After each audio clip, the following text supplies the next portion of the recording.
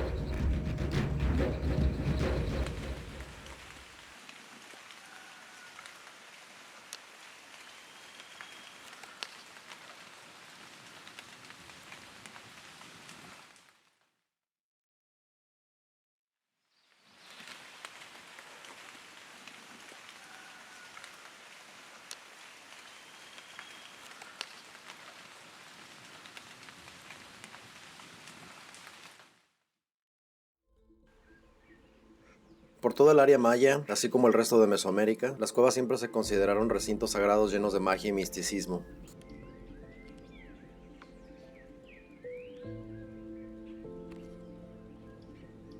Y es que en la cosmogonía maya, la cueva tiene una gran variedad de significados.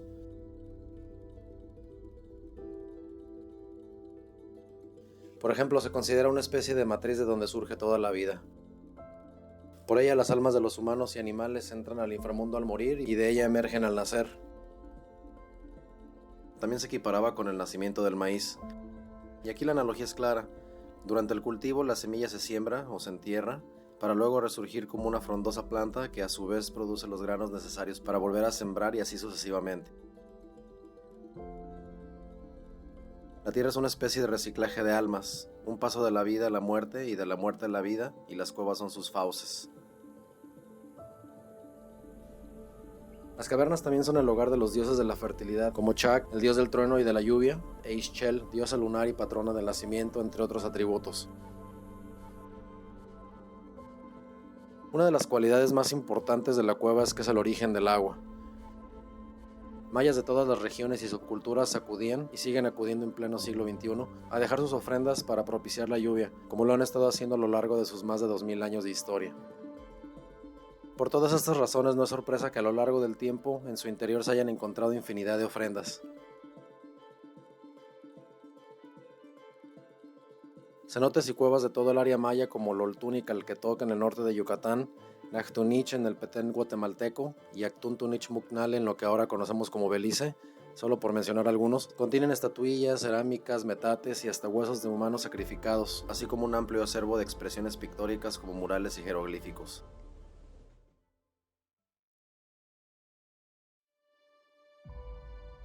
En esta ocasión fui a visitar la tierra de los choles en las montañas del norte de Chiapas, a unos 32 kilómetros en línea recta del sitio clásico de Palenque. Fui en busca de una cueva casi desconocida que justamente contiene pinturas y jeroglíficos. Y lo interesante aquí es que son las únicas pinturas encontradas dentro de una cueva que datan del clásico temprano.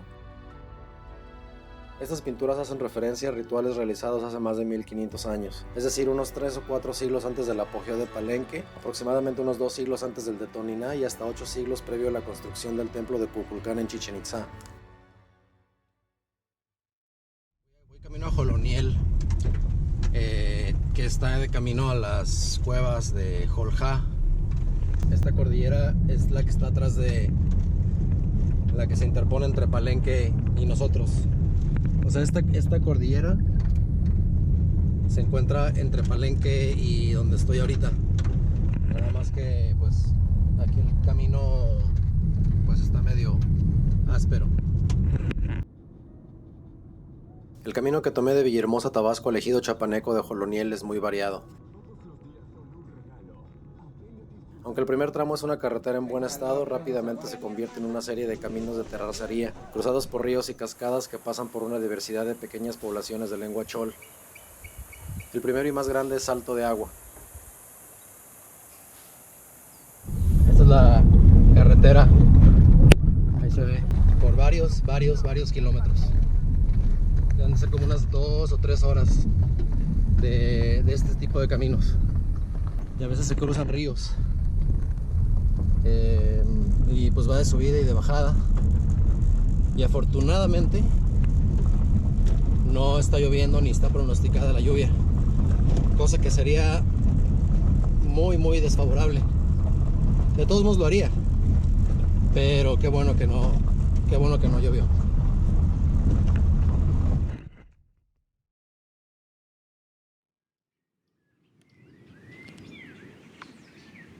Colonial se encuentra al pie de un acantilado de piedra caliza de la cordillera Misopá, sobre cuya cara se encuentran las 3 cuevas que vengo a visitar. En realidad solo vengo a ver 2 de ellas. La primera cueva es la única con pinturas y la segunda, que de todos modos queda de paso, es el origen del río Ixtelja, que transporta el agua que usan los habitantes de Joloniel. Digamos que la tercera es menos interesante.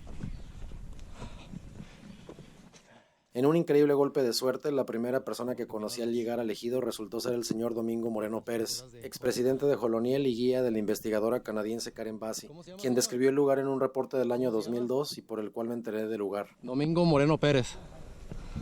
Mucho gusto. Las explicaciones de este video están basadas en gran medida en ese reporte.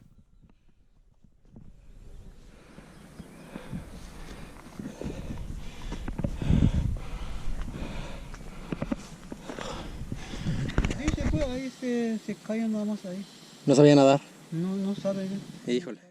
La cueva está a casi 1 kilómetro de altura y la ola de calor húmedo que azotó el área en esa época nos obligó a parar a descansar en un par de ocasiones.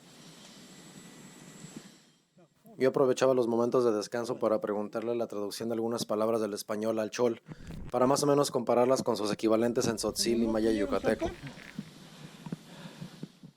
Eso sí, desde estas alturas la vista es magnífica. Hacia la legendaria cueva de Joljá.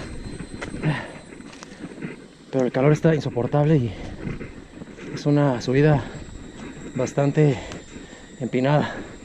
Llevamos como media hora caminando. Bueno, a mí me parece que este es el camino, si así se le quiere llamar, del que habló John Lloyd Stephens cuando cruzó la montaña en camino a Palenque. Creo que venía de la ruina de Ocosingo, que ahora se conoce como Toniná, ahí en Ocosingo, muy cerca de San Cristóbal de las Casas. Y bueno, por fortuna llegamos a unas escaleras, porque aquí vienen a prenderle veladoras a Don Juan, una expresión más de sincretismo maya cristiano. Y aquí vienen el día de la Santa Cruz, el 3 de mayo. Con suerte encontramos velas.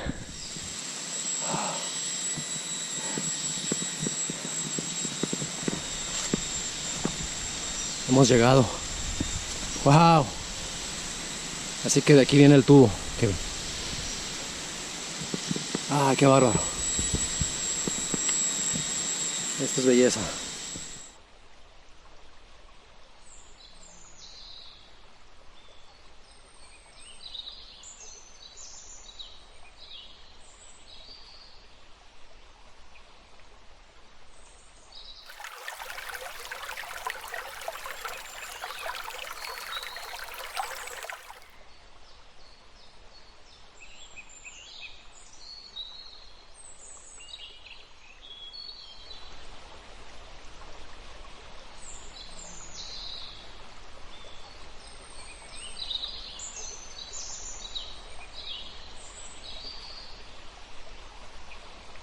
Al llegar a la cueva principal uno se encuentra con la barda que la comunidad tuvo que construir en 1998, cuando descubrieron un pozo de saqueo en una de las cámaras subterráneas. ¡Sí!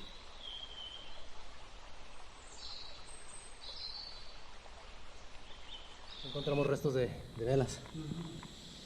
Además de esto, ya se había tenido problemas con grupos de fanáticos protestantes de comunidades relativamente cercanas que habían intentado borrar o cincelar las pinturas por considerarlas paganas. Aquí don Domingo con calor. En una ocasión hasta incendiaron la entrada con gasolina. Los miembros de la comunidad Actiepayo Chip, cercana a Palenque, aún creen que eso desencadenó una gran reducción de sus cosechas en la década de los 50.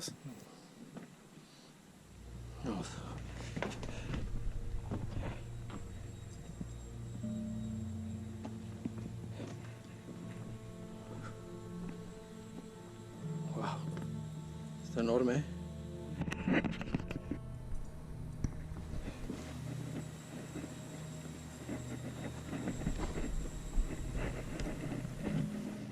Para cualquier explorador siempre es apabullante ver la primera pintura de cualquier sitio maya visitado, pero el hecho de que ésta se encuentra sobre una cornisa a 5 o 6 metros de altura hace que uno se quede absolutamente pasmado con asombro. Y ahí están las legendarias.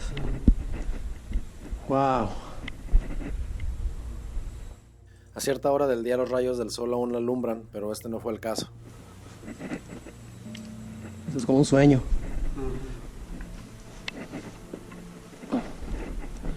Wow.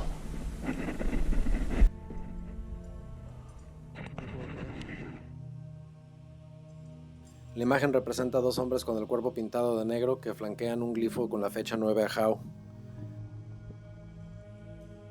Digo que tienen el cuerpo pintado porque las manos las tienen de otro color, y se tiene conocimiento de que en ciertas zonas, desde Yucatán hasta Guatemala, los mayas solían pintarse el cuerpo de negro para ciertos rituales.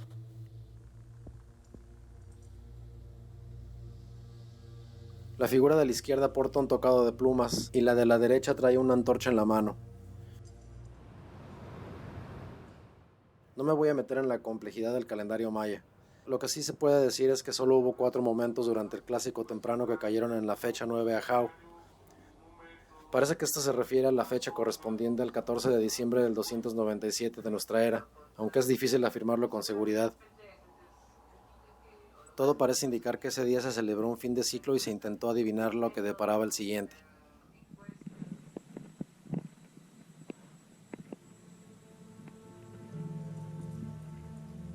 El dibujo que se encuentra debajo de las figuras es claramente la representación del concepto de cueva conocido como cahuac. En construcciones a lo largo de la zona maya representa las fauces de la tierra. Les recomiendo ampliamente leer el informe de Karen que contiene una explicación sobre el origen del glifo, su relación con las montañas del maíz y su conexión con Palenque. Les dejo el enlace en la descripción.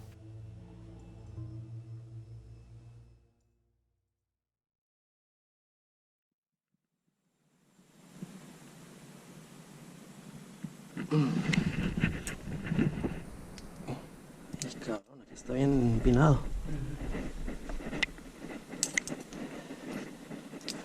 Aquí está arriba está la pintura. Y aquí abajo hay una cruz a la que se le reza.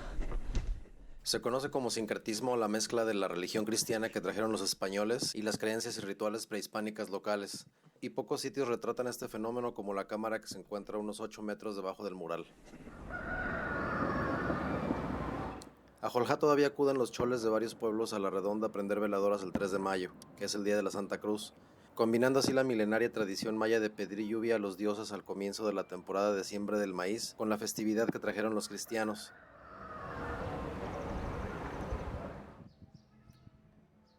Ahí les va un detalle interesante.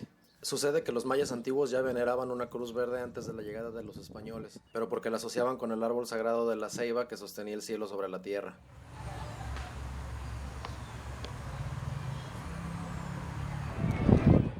Los españoles hasta llegaron a creer que Jesús ya había tenido contacto con los antiguos pobladores del Mayab. Así que si alguna vez se preguntaron por qué es tan común ver una cruz verde afuera de las iglesias católicas de toda el área maya, pues ahora ya lo saben.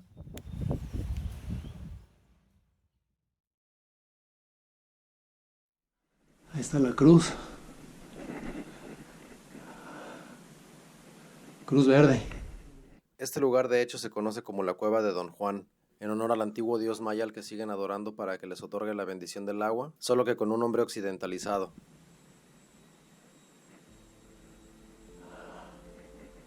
Vamos. Conforme uno desciende por las entrañas de la cueva, la luz se va extinguiendo paulatinamente hasta quedar en total penumbra, lo que hace necesario traer una buena lámpara.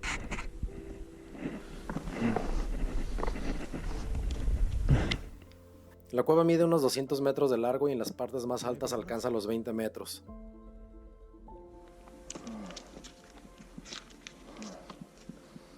¿Qué dice? Norte a sur,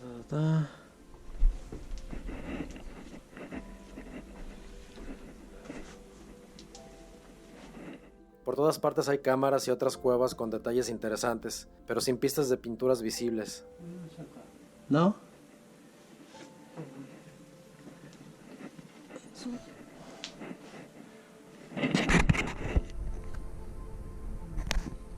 ¿No?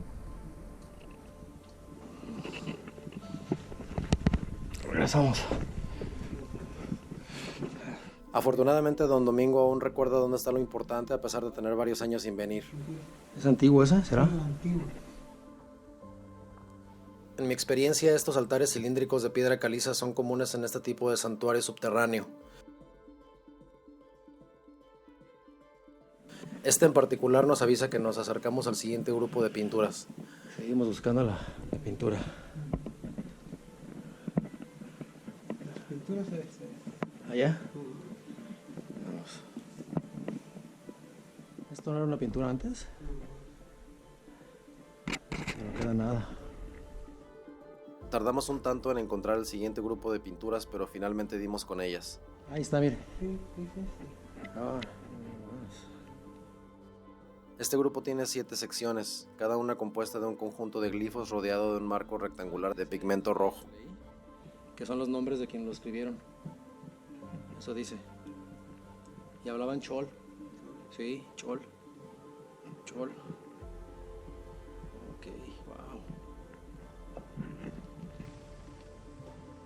Tal parece que la pintura que se encuentra en la parte superior izquierda hace referencia a una persona cuya imagen se encontraba arriba de los glifos, aunque ya no se encuentra en su lugar.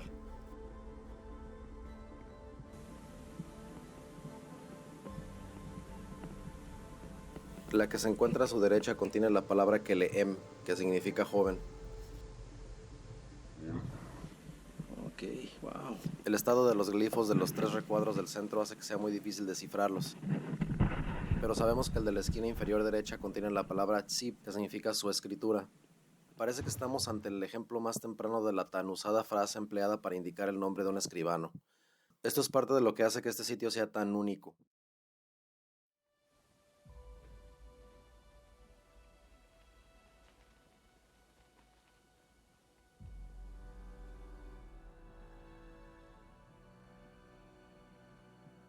Cerca de las firmas se encuentra esta bellísima imagen. Es una auténtica fecha en cuenta corta. A sus costados se puede ver que hay unas cruces rayadas con algún tipo de pigmento negro, probablemente carbón. El texto consta de 18 glifos delineados en negro. Están dispuestos en 2 columnas y tienen una raya de pigmento rojo separándolos. Aunque de nuevo no ahondaré en las complejidades del calendario mesoamericano, esta pintura plasma la fecha correspondiente al 6 de mayo del 435 de nuestra era.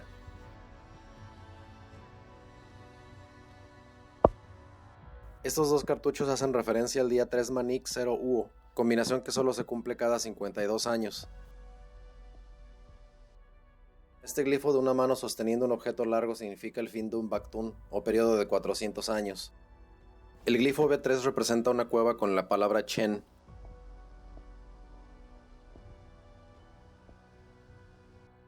Y todavía se alcanza a ver el rostro de Chak con una orejera de concha.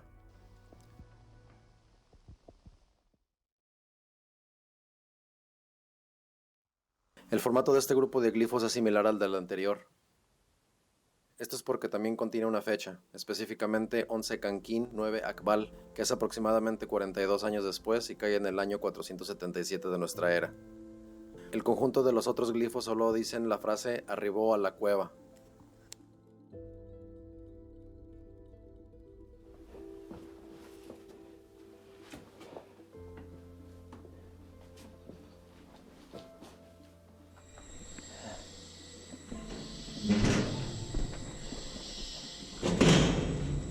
¿Sí nomás?